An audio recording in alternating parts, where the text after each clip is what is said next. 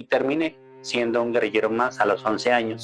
Siendo niño uno no comprende todavía lo que está haciendo, no sabe en lo que se está metiendo, pero no nos dijeron que meternos a la guerrilla era el fin de todos los sueños de la familia. Había un compañero un diciembre, yo recuerdo, decía que quisiera tener alas para salir volando, para poder ir para la casa y de jugarnos, porque pues sabíamos que no podíamos salir con el permiso o la autorización de la organización. Sobrevivimos a ese flagelo, pero la mayoría no sale.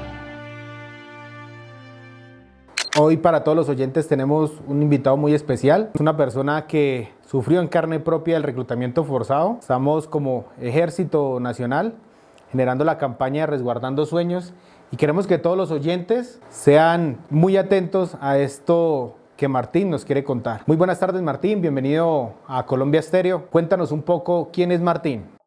Bueno, buenas tardes. Yo soy Martín, el cual cuando era niño tuve la infortunia de ser reclutado por parte de las FARC, las extintas FARC, que ya en ese momento hacen parte del proceso de paz. Fui testigo de cientos de niños que fueron reclutados por esos grupos armados.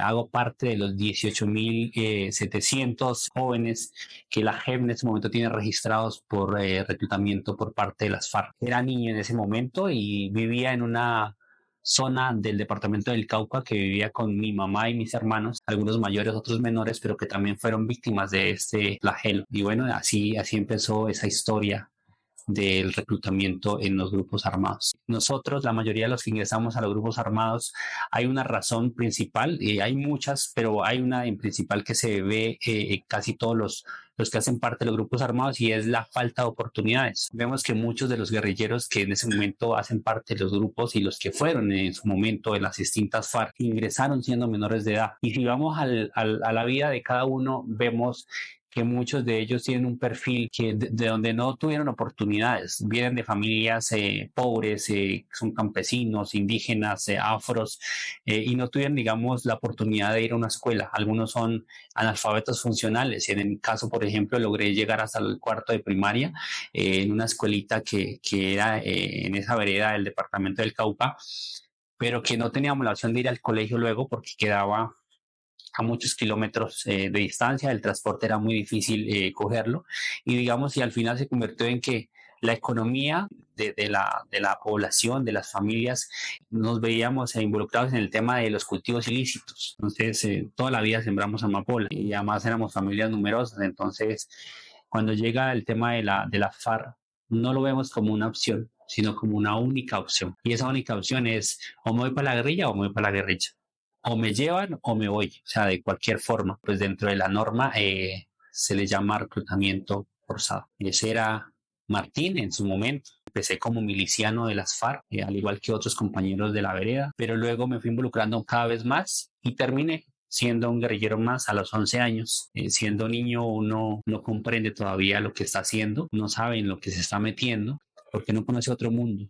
Entonces termina uno involucrándose por razones de pronto de agradecimiento también, porque a veces las FARC aprovecha o los grupos armados aprovechan de la ausencia del Estado y ellos llegan como a mitigar eso y de pronto a ayudar a la gente. Es una forma también de enganchar, de motivar a que los jóvenes hagan parte de los grupos armados, y en ese momento fue un tema como de agradecimiento. Nos ayudaron en su momento, pero no nos dijeron que meternos a la guerrilla era el fin de todos los sueños de la familia, porque yo soy afortunado porque estoy hoy aquí contando la historia, y gracias a Dios los que contamos como los 18.000 que hemos salido de las FARC, y seguramente son muchos más de otros grupos, sobrevivimos a ese flagelo, pero la mayoría no sale. ¿Cuáles sueños tenía usted antes de ser reclutado por las FARC, antes de sus 9 años que fue reclutado por un grupo ilegal? Mira, son muchos sueños. Uno siempre quiere hacer cosas que la familia nunca pudo hacer, porque todos venimos de generaciones que han sido campesinas, muy pobres. Entonces siempre queremos salir más adelante, ir más allá de lo que se ha logrado hasta el momento nuestros padres. Y siempre quise estudiar, siempre quise manejar una computadora en ese tiempo, que para nosotros eso era algo lo mejor. Estamos hablando de la década de los 2000 hacia adelante. Eso era lo último, entonces siempre fue un sueño yo decir, bueno, un día quiero trabajar en esto, yo no quiero trabajar en el campo porque es muy duro tener que cocinar todo el tiempo con la leña, entonces se toca ir a jacar la leña, tumbar un árbol, eso es un trabajo pesado. Ir a cultivar la amapola es muy pesado, además porque las zonas son montañosas, se hace mucho frío, tienes que estar sucio todo el tiempo. Es una vida muy difícil, entonces hay muchos sueños que uno quiere salir a la ciudad o salir hacia otro lado y estar estudiando, conociendo, viajando, haciendo muchas otras cosas, pero que esos sueños a veces pues se quedan frustrados, ¿no? Porque no se pueden lograr en su momento. ¿Cómo ocurrió su reclutamiento?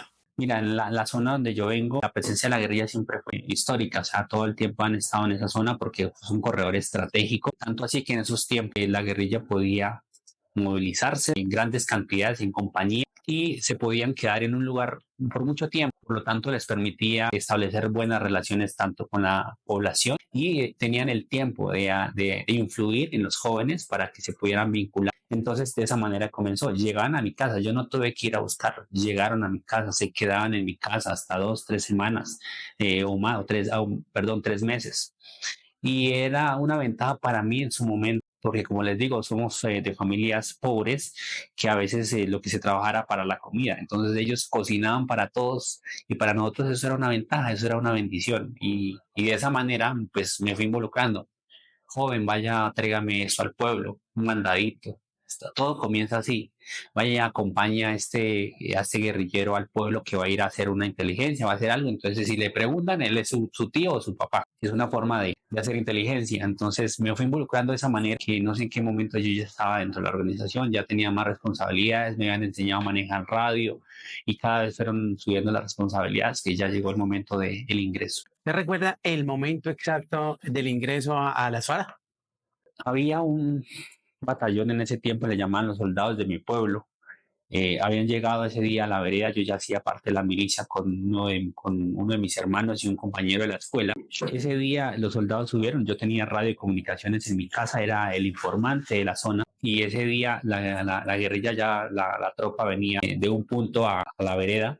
Nosotros le informamos que el ejército estaba en la zona, por lo tanto venían a hacerle emboscada. En ese momento los soldados subieron, hicieron como digamos, el recorrido y se devolvieron carretera abajo nuevamente. Ese día nos fuimos nosotros a encontrar a la guerrilla que ya venía, porque ellos llegan a un filo donde ahí para abajo ya empezaban el tema del enfrentamiento. Alcanzamos a llegar allí, venían más o menos unos 100 guerrilleros listos para la pelea. Venían jóvenes, venían de todos, pero venían algunos muy asustados porque enfrentarse siempre eso da una adrenalina. Nosotros llegamos y dijimos, esperen, que ya los soldados se fueron. En ese momento apareció uno de los comandantes que fueron los con el que ingresamos y nos presentó a los mandos superiores de él. Venían allí dos y él les dijo, vean, esos son los jóvenes que han venido trabajando con nosotros, son recomendados, ya probaron finura, ellos van a hacer ingreso. Y ese fue el momento donde ya comenzó otro capítulo más dentro de la organización. Pues estos recuerdos sé que no son fácil para usted, pero pues lo que usted está haciendo es de gran importancia para que todos nuestros papitos, mamitas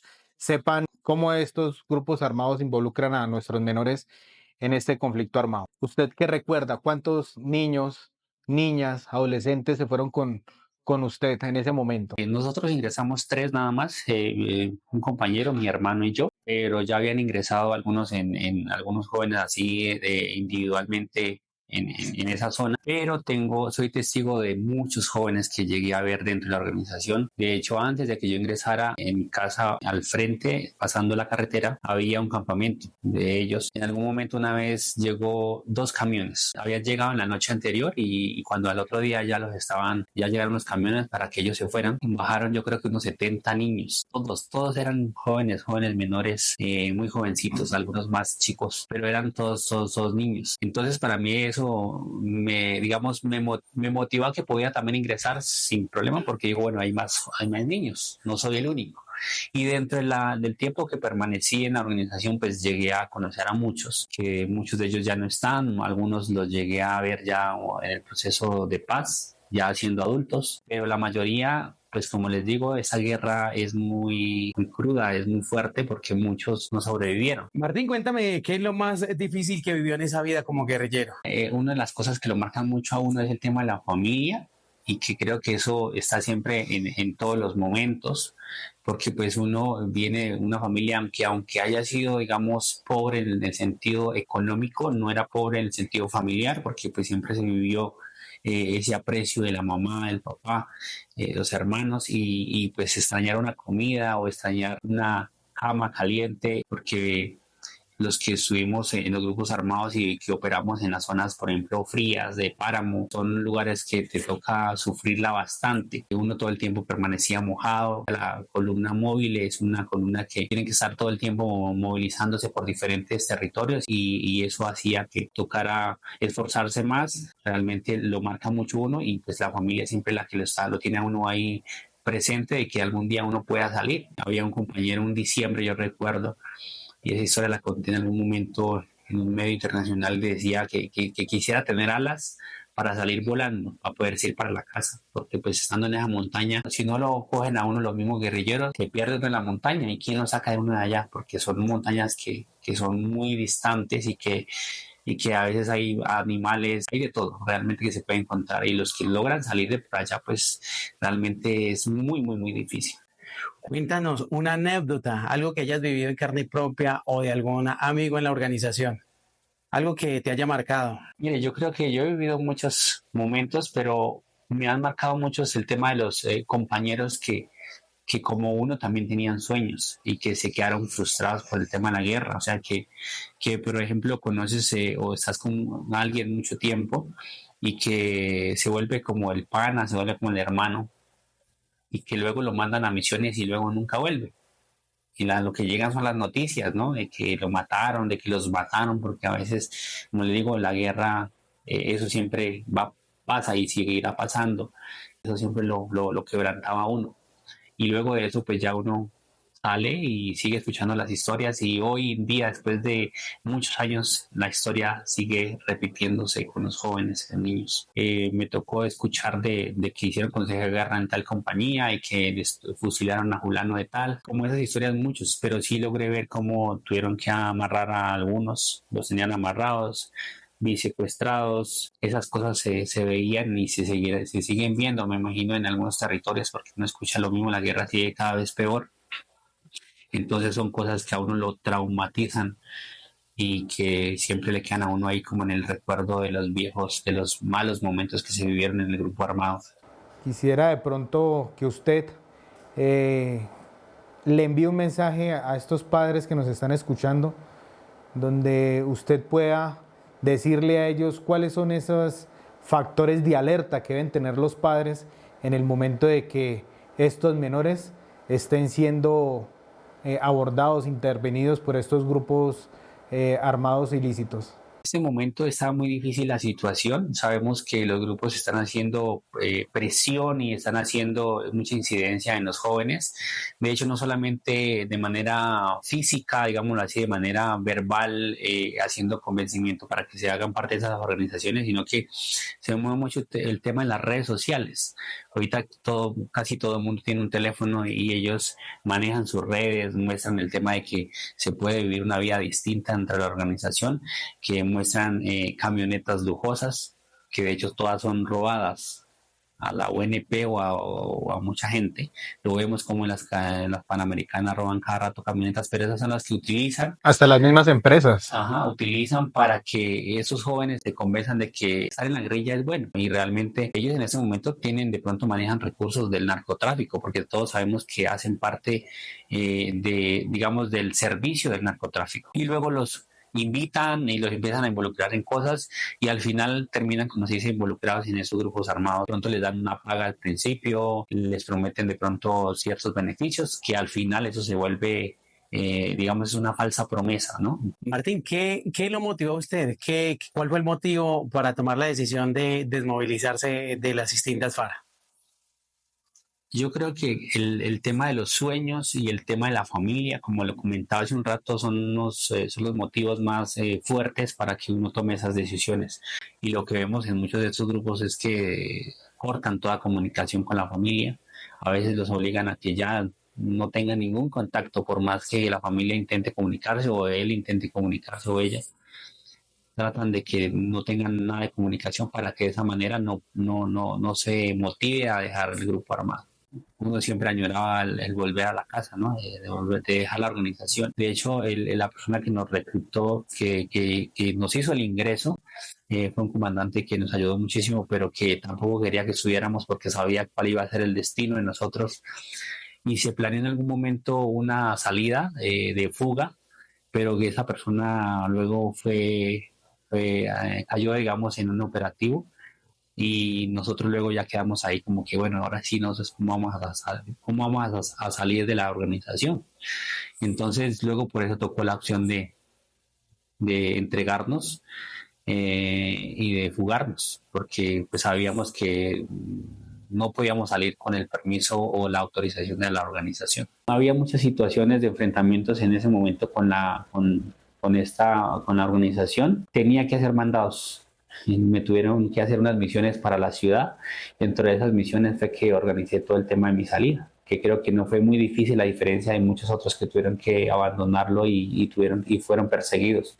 En mi caso fue muy fácil por el tema de las misiones a la ciudad o a los pueblos. Uno sabe que si se queda en una organización de estas, pues el destino final ya sabemos cuál es, viendo cómo muchos se quedaron con esos sueños ahí frustrados, siendo asesinados por los enfrentamientos o por lo que haya sido. Entonces ya sabiendo que podía tener oportunidades en la civilización, en la sociedad, eso hice que tomara mi decisión en su momento y pudiera salir de esa organización.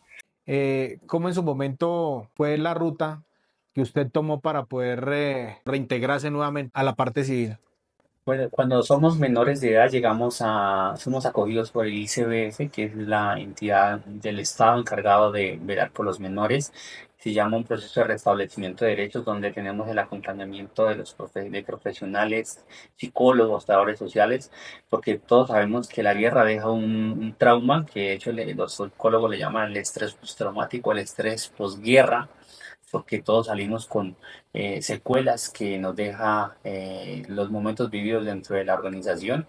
El no poder dormir, el desconfiar de todo el mundo, sobre todo por muchos jóvenes que han vivido, por ejemplo, violencia sexual, maltratos, torturas, o sea, se ve de todo dentro del marco de la guerra.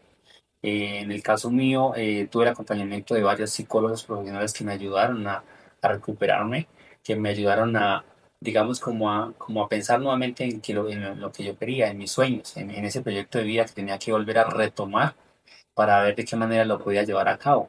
El volver a la escuela, el ir a un puesto de salud, al hospital, el ir al odontólogo, o sea, de recuperar la vida que todo ciudadano tiene que tener. Uno empieza como a formarse ya, a capacitarse, a prepararse para su vida independiente, porque mientras estamos en el ICBF tenemos todo, pero una vez cumplimos los 18 años pasamos a esta ruta de reintegración que lo maneja en este momento la Agencia para la Reincorporación y la Normalización. En su tiempo se llamaba Agencia Colombiana para la Reintegración, pero que realmente continúa acompañando este proceso para que ya nos reintegremos a la sociedad. Ahora, el proceso de reintegración, a diferencia de la reincorporación del acuerdo de paz, es muy diferente digamos, tiene muchas ventajas. Nosotros en su momento, digamos, es muy difícil porque de hecho en este momento se maneja con los jóvenes que están saliendo o están siendo recuperados por la fuerza pública, y es que nosotros no podemos retornar a nuestro territorio. Por lo tanto, es mucho más difícil la reintegración, porque tenemos que adaptarnos a nuevos contextos, a la ciudad, cuando sabemos que todos venimos, somos de origen campesinos, de origen indígena y que venimos del campo. Entonces es un cambio muy fuerte y que hace un choque allí para a encajar en esta ciudad, encajar en esta sociedad y en una sociedad que de pronto no está tampoco muy preparada para recibirnos. A pesar de los años que llevamos en el proceso, hay mucha gente que todavía nos juzga y ahí va el tema de la estigmatización, donde nos rechazan, nos cierran las puertas, no nos quieren porque de pronto generalizan el tema de que todo guerrillero es un asesino, es malo, y digamos que no hacen como la diferencia de los que somos menores de edad o fuimos menores en su momento. Entonces que solamente buscamos una segunda oportunidad para poder rehacer nuestra vida y poder conseguir nuestros sueños. Y eso, afortunadamente, lo logré yo con muchas dificultades, pero aprendí y me preparé para que luego pudiera apoyar esos procesos de paz, apoyar a otros compañeros. Y ahí es donde viene el después, que es lo mejor.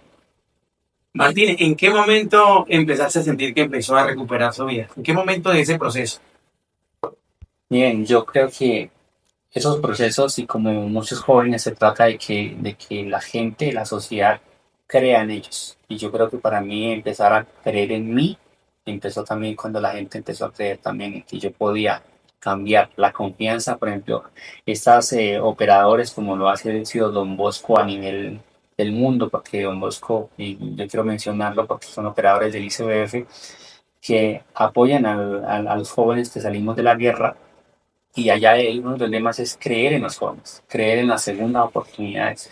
Cuando uno empieza a ver que lo quieren, que creen en uno, uno empieza también a creer en uno mismo y uno empieza a motivarse para poder seguir estudiando, seguir preparándose para enfrentarse a la sociedad. Y ahí empieza a hacerse realidad los sueños.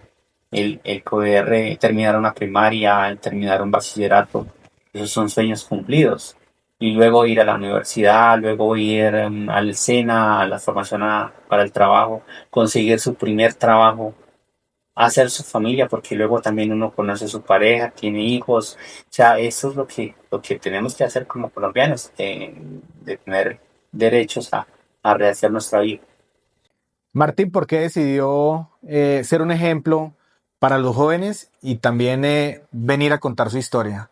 Bueno, esto es porque en ese momento en Colombia seguimos repitiendo la historia una y mil veces. Vemos como muchos jóvenes siguen siendo reclutados y muchos de ellos afortunadamente también siguen saliendo, pero el caso es que ellos cuando salen vemos que no tienen muchas oportunidades, hace falta más apoyo desde las organizaciones institucionales, desde la cooperación. Vemos como jóvenes están saliendo, pero se mantienen un tiempo y vuelven a reincidir. De hecho, las cifras de reincidencia de los jóvenes que están siendo recuperados, bien sea por la fuerza pública o que salen de manera voluntaria de los grupos cuando se vuelan, es altísima.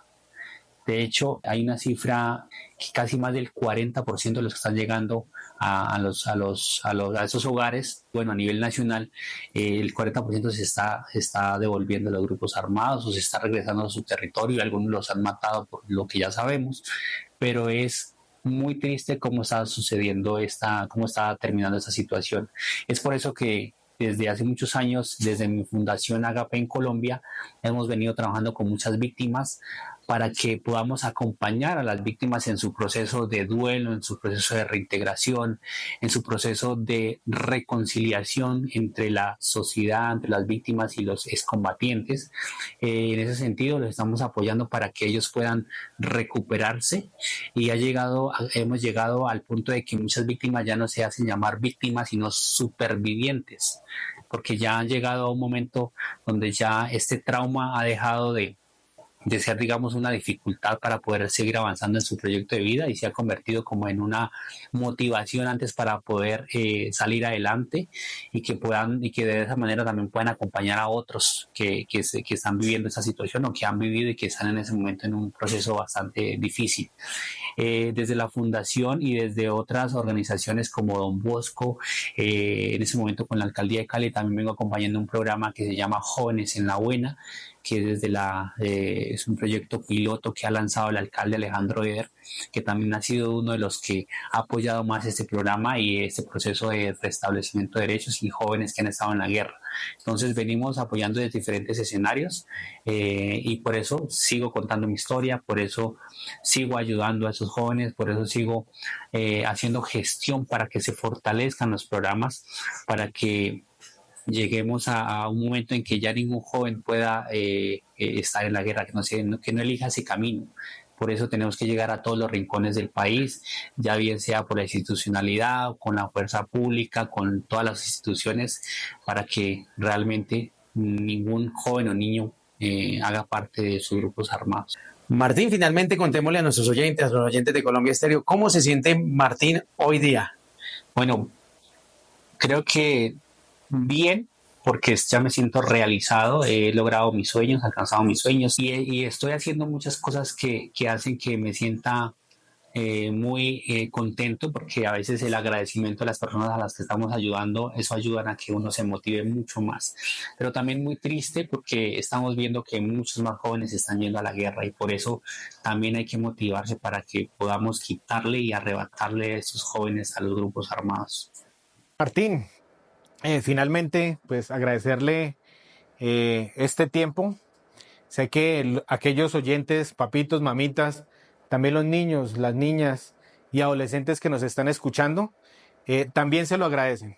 Porque esto que usted está contando el día de hoy, sé que es difícil para usted, demuestra su valor como hombre en el momento de estar contando estas malas experiencias, pero esos papitos que están escuchando, les genera a ellos en el momento de estar mucho más pendiente de sus hijos. También estos menores que están escuchando, estos niños, niñas y adolescentes que en este momento están escuchando, también de parte suya están conociendo que no es tan gratificante ni tan bueno llegar a estos grupos armados. Muchas gracias, Martín. Recuerden todos los oyentes también que su Ejército Nacional, siempre nuestro compromiso es Colombia.